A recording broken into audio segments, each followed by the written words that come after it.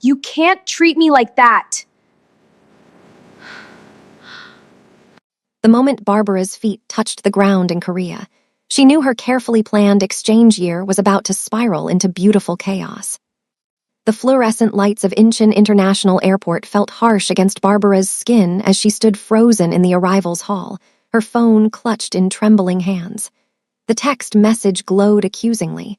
Your host family had to cancel. Emergency accommodation arranged. Details to follow. 24 hours of flying from Nigeria, 4 layovers, endless customs lines, and now this. Barbara wanted to scream. She wanted to cry. Instead, she did what she always did. She straightened her spine, adjusted her leather jacket, and reminded herself why she was here. Korea wasn't just a dream anymore. It was her reality, whether it welcomed her or not. The airport bus to Seoul wound through streets that looked like they'd been pulled straight from the dramas she'd consumed like oxygen back home. Towering glass buildings pierced a sky painted in shades of twilight purple. Neon signs and Hangul script blazed from every storefront. The Han River stretched like liquid silver beneath bridges strung with lights. Barbara pressed her forehead against the cold window, her honey caramel skin reflected in the glass, and whispered, I made it, Mom. I actually made it. Her mother's voice echoed in her memory. You're going to shine there, baby girl. You're going to show them what Nigerian excellence looks like. But as the bus deposited her outside a towering dormitory building in Gangnam, excellence felt very far away. The night air bit through her jacket, March in Seoul was nothing like March back home. She dragged her suitcase up the steps, each wheel click-clacking against concrete like a countdown to something she couldn't name. The dormitory manager, a thin woman with lips pressed into a permanent line of disapproval, barely glanced at Barbara's paperwork before handing her a key. Room 403, 4th floor, no elevator. Quiet hours start at 10 p.m., no guests after 8 p.m., no cooking in rooms. The woman's English was clipped, efficient, cold. Thank you, Barbara said, but the woman had already turned away. The room was smaller than her closet back home. 2 beds, 2 desks, 1 window overlooking a parking lot. Her roommate's side was immaculate, textbooks stacked by height, clothes organized by color, even the charging cables coiled in perfect circles. Barbara's side looked like a hurricane had just made landfall. She was unpacking her 3rd suitcase when the door opened. The girl who entered was petite, with hair dyed an ash blonde that somehow looked natural on her. She stopped mid-step when she saw Barbara, her expression shifting through surprise, confusion, and finally settling on something carefully neutral. Hi, Barbara said, offering her brightest smile. I'm Barbara, your new roommate. I'm from Nigeria. I know, the girl interrupted. They told me, international exchange student. She said it the way someone might say temporary inconvenience. What's your name? Minjai. The girl moved to her side of the room without offering anything else. Not a handshake, not a smile, not even eye contact. Barbara felt something crack inside her chest, but she kept smiling. It's nice to meet you, Minjai. I hope we can. I study late. I need quiet. Minjai plugged in earbuds and turned toward her desk, a wall of silence more effective than any physical barrier. That night, Barbara lay in her narrow bed, staring at the ceiling, listening to the foreign sounds of a city that didn't know her name. Car horns in melodies she didn't recognize, voices speaking a language she was still learning, the distant bass of K-pop from someone's room down the hall. She thought about her mother's face at the airport, trying so hard to be brave and fight the tears when she was about to board the plane. Her little brother crying into her shoulder. Her best friend making her promise to video call every day. She thought about the scholarship that had made this possible, the essay she'd written about cultural bridges and global citizenship, the dreams she'd packed more carefully than her clothes. And she thought about tomorrow, her first day at Hanseong Elite Academy, one of the most prestigious international schools in Seoul, where students drove cars worth more than houses, where uniforms were tailored, not bought off racks, where Barbara would be one of maybe 5 black students in the entire school. She didn't cry. She refused to cry. But her hands shook as she set her alarm for 5 a.m., and sleep, when it finally came, brought dreams of falling through floors that kept disappearing beneath her feet. Before we proceed, we would love to hear where in the world you are watching from. Hit the like and subscribe button to stay connected for more heartwarming stories. Your support means everything to us. Now, let's continue with Barbara's journey. The uniform fit perfectly: navy blazer with the school crest embroidered in silver thread, crisp white shirt, pleated skirt that fell exactly to her knees, burgundy tie knotted with precision. Barbara had practiced the knot 17 times the night before. She'd ironed every crease, polished her shoes until they gleamed. Standing in front of the bathroom mirror at 6 a.m., she looked like she belonged. It was a beautiful lie. The subway to Gangnam Station was packed with morning commuters, all of them moving with the synchronized efficiency of people who knew exactly where they belonged. Barbara gripped the overhead rail, her backpack heavy with new textbooks, her heart heavier with anticipation she couldn't name. Hanseong Elite Academy sat on a hill overlooking Seoul, all glass and steel and architectural ambition. The main building looked like it should house a tech company, not teenagers. Security gates, manicured lawns, a fountain in the courtyard where water danced to invisible music. Students streamed through the gates in clusters, their laughter carrying on the cold morning air. Barbara watched them, the easy way they touched each other's shoulders, shared earbuds, finished each other's sentences. The casual intimacy of people who'd known each other for years. She didn't belong to any of those clusters. The administration office smelled like coffee and printer toner. The vice principal, a man with kind eyes and careful English, walked her through her schedule. You'll be in class 2A. It's our international track, about 30% foreign students, 70% Korean, very diverse. He said it like he expected her to be impressed. What about other Nigerian students? Barbara asked. Or other African students? Something flickered across his face. We have 2 students from South Africa and 1 from Kenya. They're in different grade levels, but I can arrange introductions. That's okay, Barbara said quickly. She didn't need pity introductions. She needed to just survive the day. Class 2A was on the 3rd floor, at the end of a hallway that smelled like floor wax and teenage anxiety. Through the window in the door, Barbara could see students already at their desks, talking, laughing, living. She straightened her shoulders, adjusted her tie, reminded herself that she was smart, she was capable, she deserved to be here. Then she opened the door. Silence fell like a curtain. 30 pairs of eyes turned toward her. The conversation died mid-sentence. Even the teacher, a woman in her 40s with wire-rimmed glasses, paused in writing on the board. Ah, the teacher said in English, you must be our new student. Class, this is Barbara. She's joining us from Nigeria. Then, in Korean, she added something that made several students laugh, not unkindly, but not warmly either. Barbara, you can take the empty seat in the back, next to Yi-sung. Barbara walked down the aisle between desks, feeling every eye track her movement. Whispers started, soft but audible. She's so tall. Look at her hair. Is she really going to sit there? The empty desk was by the window in the last row, and sitting in the desk next to it, headphones in, eyes fixed on something outside, was the most beautiful boy Barbara had ever seen. Not handsome, not cute, beautiful. He had the kind of face that belonged on billboards, sharp jawline, perfect skin, dark hair falling just so across his forehead. His uniform was immaculate except for the top button of his shirt, which hung open in deliberate rebellion. His fingers, long and elegant, tapped an invisible rhythm against his desk. He didn't look at her as she sat down. He didn't acknowledge her at all. Barbara pulled out her notebook, her pencil case, trying to make herself small. But she could feel the attention of the class still on her, curiosity mixed with something else. Judgment? Assessment? She couldn't tell. The girl in front of them turned around, a smile on her face that didn't quite reach her eyes. Welcome, she said in perfect English. I'm Hyjin. If you need help with anything, let me know. Thank you, Barbara said, relieved to find a friendly face.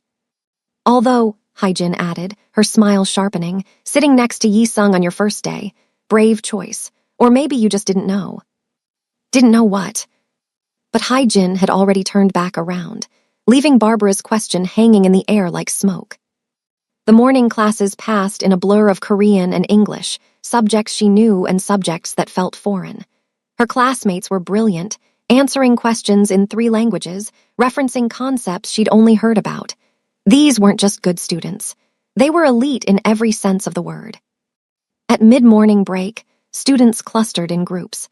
Barbara stayed at her desk, pretending to study but really just trying to figure out where she fit in this carefully organized social hierarchy. That's when she noticed him finally look her way. Yi-sung had removed his headphones. His eyes, dark and unreadable, studied her with an intensity that made her breath catch. "You're in my light," he said. His English was flawless, his voice low and smooth. Barbara glanced at the window, confused. "I'm sorry." "You're blocking my view. Could you move your bag?" She looked down. Her backpack was indeed in the line of sight to the window. She moved it quickly, embarrassed. "Sorry, I didn't." But he'd already put his headphones back in, dismissing her as completely as if she'd never existed. Heat rushed to Barbara's cheeks. Not embarrassment this time, anger. She'd flown halfway across the world, earned a competitive scholarship, worked her entire life to be here, and she was being treated like an inconvenient object blocking someone's precious view. Barbara leaned toward him, close enough that he couldn't ignore her. "Excuse me," she said, loud enough to cut through whatever music he was listening to. He looked at her, one eyebrow raised. "I don't know who you are or why everyone seems to think you're special, but I'm not here to be invisible. If my presence bothers you, that's a you problem, not a me problem. Are we clear?" For a long moment, Yi-sung just stared at her. Then, something impossible happened. He smiled. It wasn't a big smile, just a tiny quirk at the corner of his mouth, but it transformed his entire face from beautiful to devastating. "Crystal clear," he said softly. Then he turned back to the window, but this time she caught something in his expression, not annoyance. Interest. The girl sitting in front of them, Hae-jin, had turned around again, her eyes wide with shock. Around them, other students were staring, some with their mouths literally open. Barbara had just done something apparently no one else had dared to do. She'd challenged Yi-sung. And somehow, impossibly, she was still breathing. Lunch at Hanseong Elite Academy was like a fashion show where everyone was both model and judge. The cafeteria was all floor-to-ceiling windows and modern furniture, more upscale restaurant than school dining hall. Students moved through the space with practiced grace, their conversations a mixture of Korean, English, Mandarin, and Japanese. Barbara stood in the lunch line, tray in hand, trying to decide between bibimbap and something she couldn't identify. "The japchae is good," a voice said beside her, "if you like noodles." Barbara turned to find a girl with a bright smile and hair dyed a warm brown. She was shorter than Barbara by at least 6 inches, with round cheeks and eyes that actually looked friendly. "I'm Soo-yeon," the girl said in English, though her accent was thick. "You're the new student, right? From Nigeria." "Barbara," she said, relief flooding through her. "And yes, just started today." "I saw what happened in class with Yi-sung." Soo-yeon's eyes sparkled with amusement. "That was amazing. No one talks to him like that." "Why not?" Soo-yeon loaded her tray with shocking efficiency, steering Barbara through the lunch line like a seasoned navigator. "Because Yi-sung is... well, he's Yi-sung. His family owns half of Gangnam. His grandfather founded one of the biggest entertainment companies in Korea. He's been modeling since he was 14. Girls literally transfer to this school just to be in the same building as him." Barbara glanced across the cafeteria to where Yi-sung sat alone at a table by the window, headphones in, picking at his food with the interest of someone going through motions. "He doesn't look happy about it," Barbara observed. "He's not happy about anything," Soo-yeon said. "He's been like that for the past year, ever since his mother." She stopped abruptly. "Never mind, not my story to tell. Come on, you can sit with me and my friends." Soo-yeon's table was a mix of Korean students and international students, all of them friendly in the way of people who'd been outsiders themselves. They asked Barbara questions about Nigeria, about her flight, about her first impressions of Seoul. No one stared at her skin or her hair. No one made her feel like an exhibit. For the first time since landing in Korea, Barbara felt like she could breathe. Until she noticed Hae-jin watching from 3 tables over, her expression calculating. The girls around Hae-jin were all stunning, perfect skin, perfect hair, perfect uniforms that somehow looked designer despite being identical to everyone else's. They whispered behind their hands, eyes flickering toward Barbara and then away. "Don't mind them," Suyeon said, following Barbara's gaze. "That's Haijin's crew. They're territorial." Territorial about what? About Yi-sung. Suyeon lowered her voice. Haijin has been trying to date him since freshman year, so has half the school, but he doesn't date anyone, doesn't really talk to anyone, just comes to class, does his work, and leaves. It's like he's here but not really here, you know. Barbara looked at him again. He was staring out the window, lost in thoughts that seemed to weigh on him like physical things. She knew that look. She'd seen it in her own mirror often enough. That afternoon, Barbara had her first encounter with the Korean education system's legendary intensity. 5 classes back-to-back, each one moving at a pace that left her frantically scribbling notes. Mathematics in English. History in Korean with English subtitles on the board. Literature that assumed everyone had read books she'd never heard of. By the time the final bell rang, her brain felt like it had been through a marathon. She was packing her bag when she noticed something on her desk. A folded piece of paper, tucked under her pencil case. Barbara glanced around. Most students had already left. Yi-sung was gone, his desk cleared with military precision. She unfolded the paper. Inside, in handwriting so perfect it looked printed, "You were wrong about the proof in math class. Line 7, check your logic." Barbara stared at the note. She flipped open her math notebook, found the proof she'd worked through, and... He was right. She'd made an error in her logical progression. A small one, but an error nonetheless. She didn't know whether to be impressed or annoyed. She settled on both. The next morning, Barbara arrived at school 15 minutes early. She had a plan. She pulled out her own piece of paper and wrote in her neatest handwriting, "Thanks for the math help, but you were wrong about the English assignment.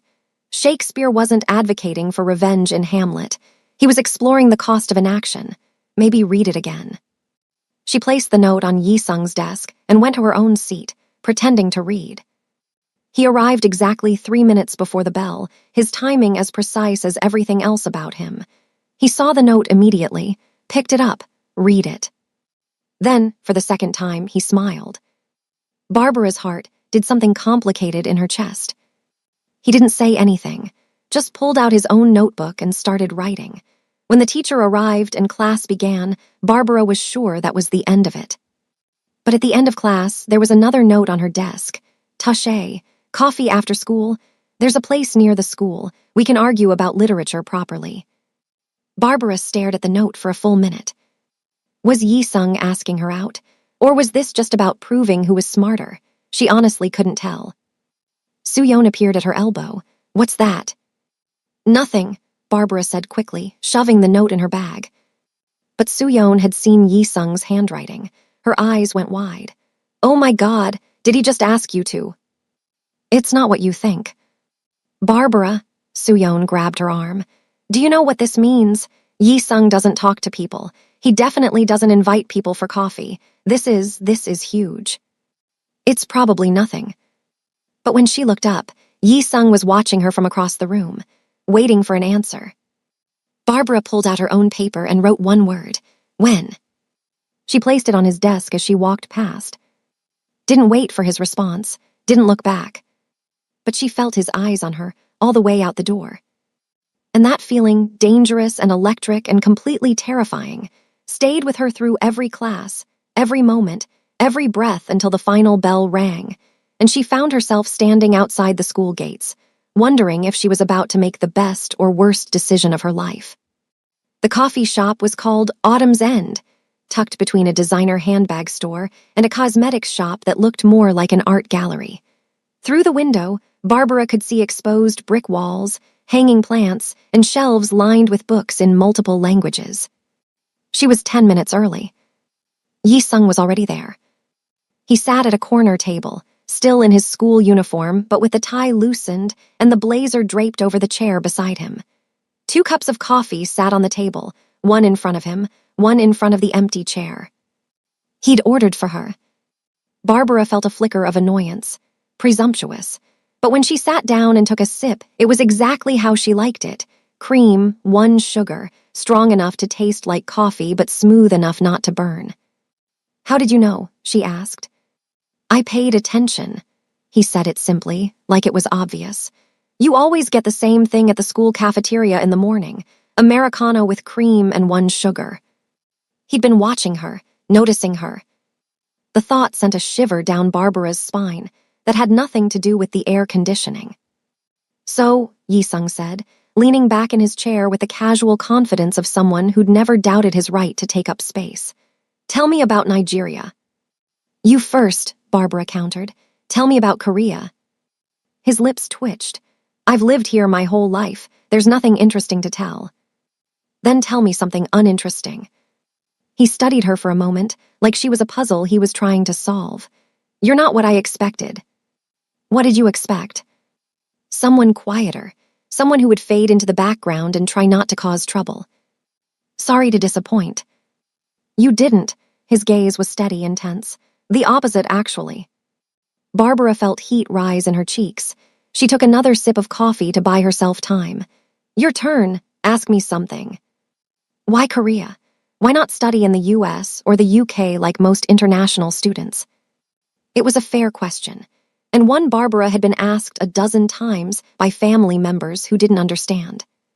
"Because," she said slowly, "when I was 13, my dad left, just walked out one day and never came back. My mom worked 3 jobs to keep us fed. My little brother started getting into trouble at school. Everything was falling apart." She paused, memories pressing in. Yi-sung said nothing, just listened with an attention that felt like its own kind of gift. "One night my cousin showed me this Korean drama, Guardian, the Lonely and Great God. Have you seen it?" He nodded. There was this scene where the main character talks about how every person is living their own story, fighting their own battles, and how sometimes just surviving is the bravest thing you can do. And I don't know, something about that just resonated. I started watching more dramas, learning Korean, reading about the culture. It became this escape, but also this goal. I wanted to understand how a country could create art that made a Nigerian teenager feel seen. She looked at him directly. "So I applied for every scholarship I could find, wrote essays until my fingers cramped, took Korean language certification tests, and when I got accepted here, to this school, to this opportunity, it felt like proof that I could build my own story, that I didn't have to just survive my circumstances, I could transcend them." Silence stretched between them. Barbara immediately regretted being so honest, so vulnerable with someone she barely knew. But then Yi-sung said quietly, "My mother left when I was 15. Barbara's breath caught. She was an actress, incredibly talented, but the industry here, it's brutal. The pressure, the expectations, the constant scrutiny. She started having panic attacks, then depression. My father, he's CEO of the family company, he didn't understand mental health, thought it was weakness, thought she could just try harder to be happy." His fingers tightened around his coffee cup. "One day I came home from school and found a note. She'd gone to France. Said she needed space to remember who she was before all of this, before the fame, before my father, before me." His voice cracked slightly on the last word. "That was 2 years ago. She emails sometimes. Birthday cards, but she's not coming back." Yi-sung. "Everyone here thinks I have this perfect life. The looks, the money, the opportunities. And maybe I do. But perfection is just another kind of prison, you know? Everyone expects you to be grateful for your cage just because it's made of gold." He looked at her, and for the first time, Barbara saw past the beauty to the pain underneath. "That's why I noticed you," he continued. "Because you don't look at me like I'm a prize to be won or a status symbol to collect. You just look at me like I'm a person, and I can't remember the last time someone did that." Barbara reached across the table. She didn't plan it.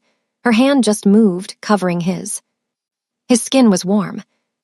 "You are a person," she said firmly. "A complicated, brilliant, occasionally infuriating person, but a person." He turned his hand over, lacing his fingers through hers. "You're going to cause trouble for me, aren't you?" "Probably." "Good," he smiled, and this time it reached his eyes. "I could use some trouble." They stayed in that coffee shop until the sun set and the owner started giving them pointed looks. They talked about books and music and the pressure of expectations. They argued about whether Shakespeare was overrated. Barbara said no. Yi-sung said absolutely. They discovered they both loved rainy days and hated horror movies and believed that pineapple on pizza was a crime against humanity. And when they finally left, walking side by side through the neon-lit streets of Gangnam, Barbara felt something shift inside her. This was dangerous. This was impossible. This was exactly what she'd been too afraid to hope for. Barbara, Yi-sung said as they reached the subway station where they'd have to part ways. Tomorrow, would you? His phone rang. He glanced at the screen and something in his expression shuddered. I have to take this, he said. It's my father. He stepped away, answering in rapid Korean. Barbara couldn't understand all the words, but she understood the tone, sharp, defensive, tired. When he came back, the warmth from earlier was gone. I have to go, he said. Family, situation. Is everything okay? It's never okay. He started to walk away, then stopped, turned back. Today was good, really good. Thank you for, he seemed to struggle for words, for being real with me. Then he was gone, disappearing into the crowd of commuters, leaving Barbara standing alone with a half-finished coffee going cold in her hand, and the feeling that she'd just glimpsed something precious and fragile that could shatter at any moment. The next day at school, everything was different. Yi-sung's desk was empty. He's not coming today, Soo-yeon whispered during homeroom. I heard his father pulled him out for some family business thing. Happens sometimes. Barbara tried not to feel disappointed. Tried not to feel like the universe was already proving that whatever was starting between them was too fragile to survive in the real world. But then, at lunch, her phone buzzed with a message from an unknown number. Sorry about today. My father had a come to Jesus, meeting about my grades and my future and my attitude. Apparently I'm not living up to the family name. Standard Thursday. JK. Barbara smiled despite herself and typed, JK. He replied immediately, Yi-sung Kim, I should have introduced myself properly. I'm working on my manners. How's that going? She typed back, matching his energy. Terribly, but I have a good teacher now. Reading that made Barbara's heart do that complicated thing again. She was composing a reply when Hae-jin appeared at her table, flanked by two other girls from her crew. Barbara, Hae-jin said, her smile sharp as glass. Can we talk privately? Soo-yeon shot Barbara a warning look, but Barbara stood. She wasn't going to hide. They walked to an empty classroom. The moment the door closed, Hae-jin's smile vanished. I'm going to make this very simple, she said. Stay away from Yi-sung. Barbara crossed her arms. And why would I do that? Because you don't belong here. You're a charity case playing dress-up in a world you don't understand. Yi-sung is. Yi-sung is his own person, Barbara interrupted, her voice steady despite her racing heart. And last I checked, he gets to decide who he spends time with. One of the other girls laughed coldly. You really think he's interested in you? Please. He's probably just being polite because you're the diversity project of the semester. The words hit like a physical blow. Barbara felt something hot and sharp lodge in her chest. Whatever you think is happening between you two, Hae-jin continued, it's not real. It's not going to last. And when it ends, and it will end, you're going to be the one who looks pathetic, not him. So do yourself a favor and back off before you embarrass yourself even more. Barbara took a slow breath. Her mother's voice echoed in her head. Never let them see you break. Never give them that power. Are you done? Barbara asked calmly. Hae-jin blinked, clearly not expecting that response. Because I have a chemistry lab to get to. And honestly, this conversation is getting boring. She walked to the door. He'll never choose you, Hae-jin called after her. You know that, right? His family would never accept someone like you. You're just a phase, a rebellion, nothing more. Barbara paused with her hand on the door handle. You know what I think, she said without turning around. I think you're scared, because for the first time, Yi-sung is actually interested in someone, and that someone isn't you. She walked out before Hae-jin could respond. Her hands were shaking. Her eyes were burning. But she didn't cry. Not until she locked herself in a bathroom stall and let the tears come in silent, shaking waves. Because Hae-jin was right about one thing. This was impossible. Barbara was falling for a boy whose world was so different from hers, they might as well be from different planets. A boy whose family probably had expectations and plans that didn't include a Nigerian exchange student. A boy who was beautiful and brilliant and broken in ways she was only beginning to understand. What was she thinking? Her phone buzzed. I can't stop thinking about yesterday, about talking with you, about the way you listen like every word matters. I know this is complicated. I know it probably shouldn't happen. But would you have lunch with me tomorrow? Somewhere off campus, just us? JK. Barbara stared at the message through her tears. She should say no. She should protect her heart. She should be smart and practical and safe. Instead, she typed, yes, and pressed send before she could change her mind. Quick pause, beautiful people. Are you team Barbara and Yi-sung, or do you think this relationship is heading for disaster? Drop a comment and let us know. And if you're loving this story, smash that subscribe button because things are about to get even more intense. Trust me, you don't want to miss what happens next. Let's continue. The restaurant Yi-sung chose was in Itaewon, far enough from school that they wouldn't run into classmates. It was a small Italian place tucked up 3 flights of stairs, with checkered tablecloths and candles in wine bottles and the smell of fresh bread that made Barbara's mouth water. How did you find this place? She asked as they settled into a corner booth. My mother used to bring me here, Yi-sung said. Before everything. She said it was the only place in Seoul where she felt like she could just be herself. Not an actress, not a wife, not anyone's expectation, just herself. He said it matter-of-factly, but Barbara heard the weight underneath. They ordered pasta and talked about nothing important. Favorite movies, worst hairstyles from middle school, whether learning Korean or learning English was harder. They agreed both were nightmares in their own ways. But halfway through the meal, Yi-sung put down his fork and looked at her seriously. Haijin talked to you yesterday, didn't she? Barbara froze. How did you?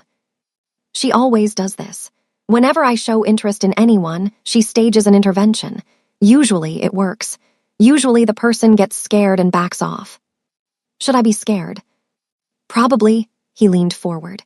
Barbara, I need you to understand something. My family, they're not normal. The expectations, the pressure, the control. My father has planned out my life to the minute. What university I'll attend, what major I'll study, what company I'll eventually run. Who I'll marry, there's already a short list of appropriate families. Barbara's stomach twisted. So why are we here? Because for the first time in my life, I don't care about the plan. His eyes were intense, almost fierce. I'm so tired of being the perfect son, the perfect student, the perfect heir. I'm tired of living my life according to someone else's script. And then you showed up, and you're so completely yourself, and it made me realize how long I've been pretending to be someone I'm not. He reached across the table, taking her hand. I'm not going to lie to you. It's going to be complicated. My family will have opinions. People at school will talk. Haijin and her crew will make your life difficult. And I can't promise that I won't mess this up because I've never actually dated anyone before and I have no idea what I'm doing. Barbara laughed despite the tears suddenly burning in her eyes. You've never dated anyone. Never saw the point. It was always so transactional. People wanting to date me for my family name or my face or because I could boost their social standing. No one ever wanted to just know me. I want to know you, Barbara said softly. I know, he smiled. That's why this is terrifying. They sat there in the candlelight, hands linked across the table, and Barbara felt herself falling into something that was definitely dangerous and possibly doomed, but felt more real than anything she'd ever experienced. So what do? She asked. We try, Yi-sung said simply. We try and we see what happens and we deal with problems as they come. And if it gets to be too much, if you decide this isn't worth it, I'll understand. But Barbara, his grip on her hand tightened. I really hope you think it's worth it, because I already do. That was the moment Barbara knew she was in real trouble. Not because of hygiene or social hierarchies or cultural differences, but because she was absolutely, completely, terrifyingly in love with Yi-sung Kim. And there was no going back now. The next 2 weeks were the happiest and most stressful of Barbara's life. Happy because Yi-sung was wonderful. He texted her good morning and good night in a mix of English and Korean. He left small notes in her textbooks, corrections to her homework, yes, but also quotes from poems he thought she'd like, or drawings of the view from his window. He walked her to the subway station after school, even though it meant going out of his way. They met at the coffee shop 3 more times, at the Italian restaurant twice. Once, he took her to an art gallery in Samcheong-dong, where they spent 3 hours arguing about modern art and whether a completely white canvas could be considered profound or pretentious. It's a commentary on the emptiness of contemporary consumer culture, Yi-sung insisted. It's a blank canvas that someone sold for millions of dollars, Barbara countered. That's not profound. That's just capitalism. He'd laughed so hard that people turned to stare.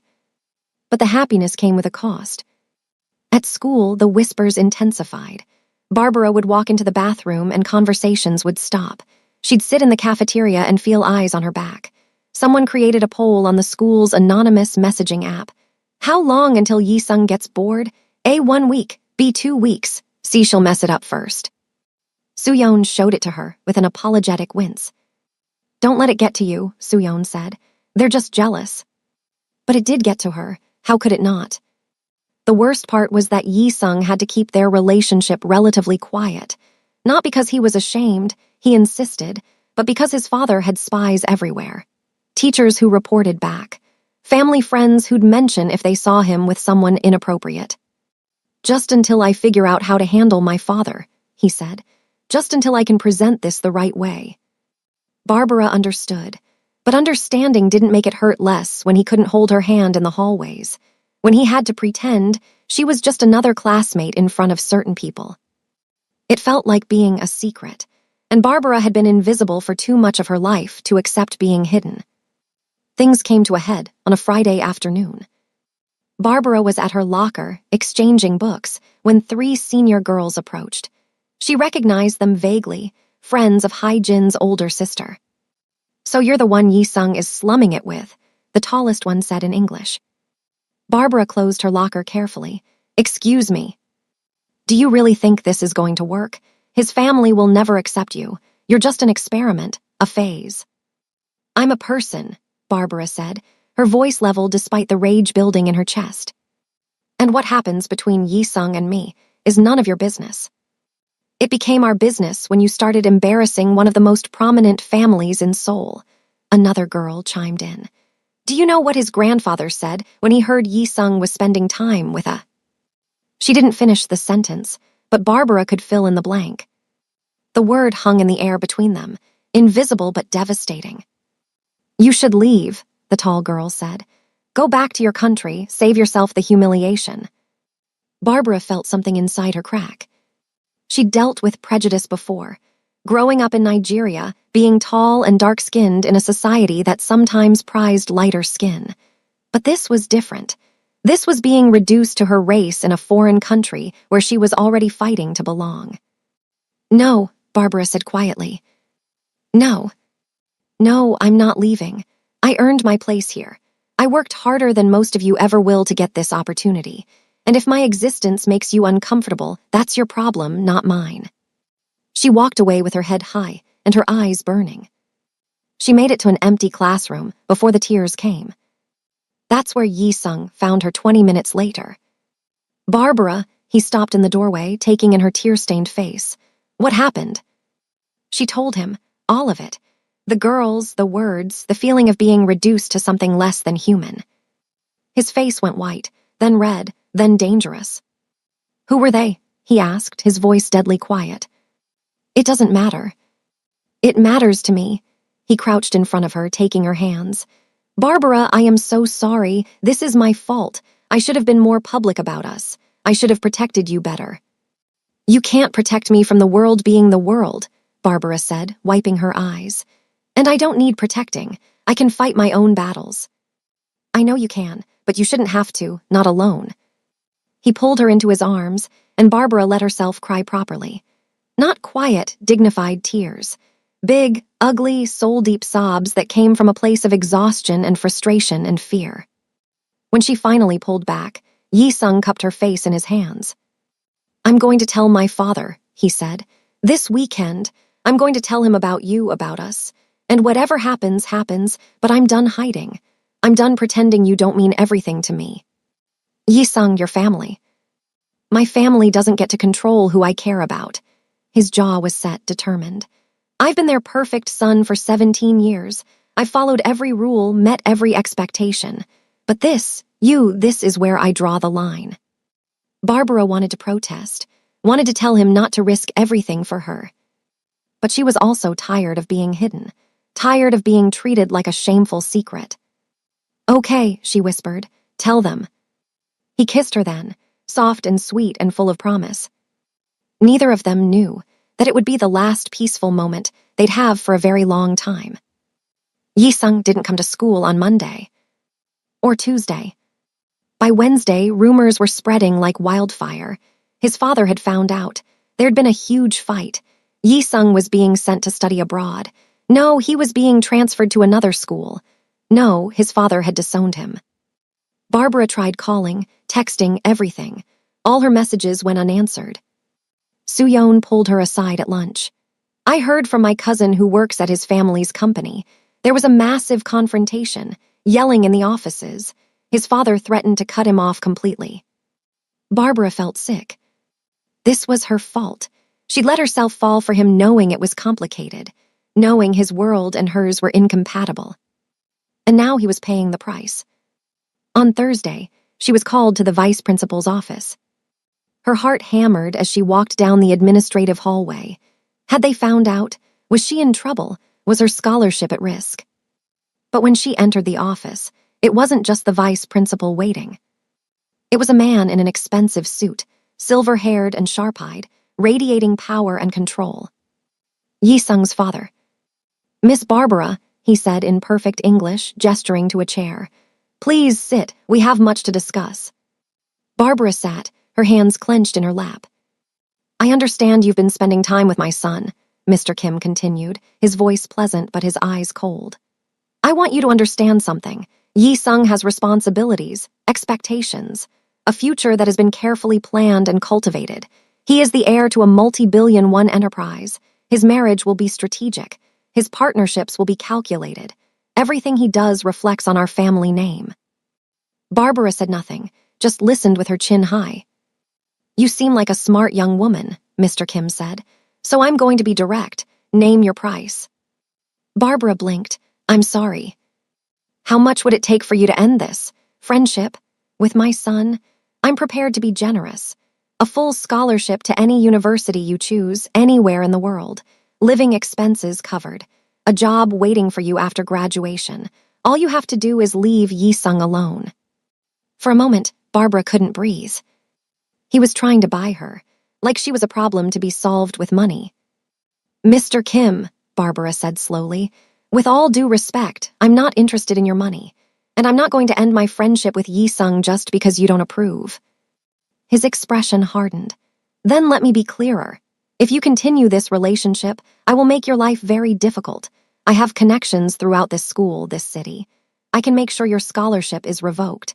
I can make sure no university in Korea will accept you. I can make sure that every door you try to open slams shut in your face. Barbara felt cold spread through her body. You're threatening me. I'm protecting my family. He leaned forward. You don't belong in Yi-sung's world. Surely you can see that. This isn't about you personally. It's about reality, about the way things are. The way things are, Barbara repeated. Her voice shook, but not with fear, with rage. You mean the way rich people think they can control everything and everyone. The way you think money makes you better than other people. I'm simply being practical. You're being cruel. Barbara stood, her hands still shaking. And you're underestimating your son. Yi-sung is stronger than you think, and he's smarter than you give him credit for. Whatever control you think you have over him, over me, you're wrong. She walked to the door. Miss Barbara, Mr. Kim called. If you walk out that door, you will regret it. She looked back at him. Maybe, but at least I'll still have my self-respect. Then she left, her heart hammering so hard she thought it might burst. She made it to the bathroom before she threw up. That night, at 11 p.m., there was a knock on Barbara's dormitory window. She nearly screamed before she saw who it was. Yi-sung. He was standing on the fire escape, looking exhausted and determined and absolutely crazy. Barbara rushed to open the window. "What are you doing? You could have been killed." "I had to see you." He climbed in, bringing cold night air with him. "My father told me about the meeting, about what he said to you." Yi-sung. "I'm so sorry, Barbara. I'm so sorry he threatened you. I'm sorry I dragged you into this mess." "You didn't drag me anywhere," Barbara said firmly. "I chose this. I chose you." He pulled her into his arms, holding her so tight she could barely breathe. "My father gave me an ultimatum," he said into her hair. "End things with you, or he cuts me off completely. No money, no support, no family. I'd have to leave the company, leave everything." Barbara's heart broke. "Yi-sung, you can't give up your entire future for me." "Why not?" He pulled back, his hands on her shoulders. "What kind of future is it if I'm miserable? If I'm living someone else's life? Barbara, you made me remember what it feels like to want something, to choose something for myself." "But I'm not finished." He took a breath. "I have savings, money my mother left me that my father can't touch, enough to finish school, pay for university. It won't be the life I had, but it'll be mine. And if you're part of it, if you want to be part of it, then it'll be worth it." Barbara felt tears streaming down her face. "You're insane." "Probably," he smiled, that beautiful, devastating smile. "But I'm also sure, more sure than I've ever been about anything. Your father is going to make our lives hell." "Let him try." Yi-sung cupped her face, his thumbs wiping away her tears. "Barbara, I've spent my entire life being afraid. Afraid of disappointing people, afraid of making the wrong choice, afraid of not being perfect. But being with you, it's the first time I've been brave, and I don't want to stop." She kissed him, desperately, completely, pouring every feeling she couldn't voice into that kiss. When they finally broke apart, both breathing hard, Barbara whispered, "So what now?" "Now," Yi-sung said, "we stop hiding. We stop apologizing for existing. We stop letting other people's expectations define us. Together." Together. They stayed up all night, making plans. Yi-sung would move out of his family home, find a small apartment. Barbara would help him budget, figure out how to live on his savings. They'd both work part-time jobs. They'd study hard, get into good universities, build lives that belonged to them. It was scary and uncertain, and absolutely crazy. It was also the most alive Barbara had ever felt. "Hold up, we need to hear from you. Drop a comment right now. Do you think they can actually make this work, or is this love story doomed? And hit that like button if you're rooting for Barbara and Yi-sung. Now, let's see what happens next." The fallout was nuclear. By the end of the week, everyone knew. Yi-sung had been cut off by his father. Barbara was dating the school's most notorious bad boy Heir. The drama was better than any K-drama on television. Hyejin's crew intensified their campaign. Someone spray-painted "Gold Digger" on Barbara's locker. Her desk was accidentally broken twice. Her textbooks went missing. Teachers who'd been friendly suddenly became cold. But Barbara didn't break. And she wasn't alone. Soo-yeon became her fiercest defender, shutting down gossip with a verbal precision that left people speechless. Other students, the ones who'd always been on the outskirts themselves, started sitting with Barbara at lunch, forming their own coalition of misfits and rebels. Yi-sung, free from his father's control, became more himself than Barbara had ever seen. He laughed more, relaxed more. He got a part-time job at a bookstore, came to school in regular clothes instead of designer brands, and seemed genuinely happier despite having less. "I didn't realize how heavy that life was," he told Barbara one evening as they studied together in her dorm room. Min-jae had finally warmed up to Barbara, especially after Barbara had helped her with an English essays. "All that money, all that status, it was like wearing armor every day. I couldn't breathe." They weren't perfect. They fought sometimes, about small things like who was better at Korean him versus who was better at English literature her. About big things, like whether Yi-sung should try to reconcile with his father. Barbara said yes. Yi-sung said absolutely not. But they also learned. They grew. They figured out how to be together despite coming from completely different worlds. 1 month after Yi-sung's father's ultimatum, Barbara was studying in the library when she received a visitor. Yi Sung's mother. She was beautiful, elegant in a way that spoke of old money and refined taste. But her eyes were kind, and when she smiled at Barbara, it was warm. "I've heard a lot about you," she said in accented English. "From my son." "Mrs. Kim," Barbara said, standing quickly. "I didn't know you were in Korea." "I came back when I heard what happened, what my ex-husband did." She gestured to a chair. "May I?" They sat together in the quiet library corner. "I want to apologize," Mrs. Kim said, "for my son's father, for the way he treated you. That man, he sees people as chess pieces, moves to be made. He doesn't understand love or choice or anything that can't be controlled." "It's not your fault," Barbara said. "No, but I understand what it's like to be in your position. I was an actress from a modest family when I married into the Kim family. They never truly accepted me, always made me feel like I wasn't enough. That's part of why I left. I lost myself trying to be what they wanted." She reached across the table, taking Barbara's hand. "But you," she continued, "you didn't lose yourself. You stood up to him. You stayed true to who you are. That takes incredible strength." "I almost gave up," Barbara admitted, "so many times." "But you didn't, and neither did Yi Sung. He's happier now than I've seen him in years. Freer. That's because of you." Tears pricked Barbara's eyes. "He's pretty wonderful." "He is," Mrs. Kim smiled. "And so are you. Don't let anyone make you doubt that." She stood, preparing to leave, then paused. "I've set up a trust fund for Yi Sung, separate from his father. Enough to finish school, pay for university, start his adult life. He doesn't know yet. I'm telling you first because I know he'll argue, say he doesn't need it. But he does. And I want him to have the freedom to choose his own path." Barbara's throat tightened. "Thank you." "No, thank you, for loving my son. For seeing him, really seeing him, not his name or his face or his family's money, just him."